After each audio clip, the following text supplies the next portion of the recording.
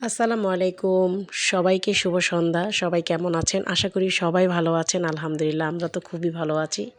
তো সন্ধ্যার নাস্তার জন্য আজকে বানিয়ে ফেললাম মুড়ি মাখা। আসলে যতই মুড়ি মাখেন রমজানের মতন তেমন একটা টেস্ট এখন পাওয়া যায় না। রমজানের মুড়ি মাখার টেস্ট সবসময় বেস্ট। তারপরও যখন মনে চায় তখন আমরা বাসায় এটা বানিয়ে খাই।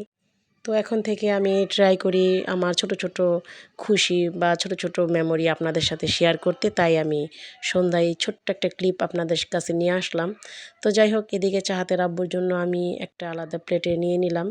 কারণ সে উপরে কাজ করতেছে। এজন্য তাকে উপরেই দিয়ে দেব। আর এই তো আমি যেই বলের মধ্যে মেখেছি ওখানেই খাচ্ছি। আর মেয়ে তো মেয়ের মতো খাচ্ছে।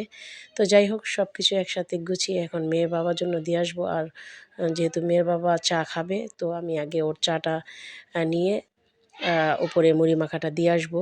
আর আমরা প্রায় সময়ই রং চা খাই। অনেকেই বলতে পারেন যে রং চা খাই। আসলে আদা দিয়ে এখন শীতকাল তো আদা দিয়ে রং চা খেতে খুবই ভালো লাগে। আর প্রয়োজন ভেদে আমরা অন্য চাও বানাই, কফি বানাই। কিন্তু সন্ধ্যাবেলা আদা চাটাই ভালো লাগে। তো সবাই ভালো থাকবেন, পাশে থাকবেন।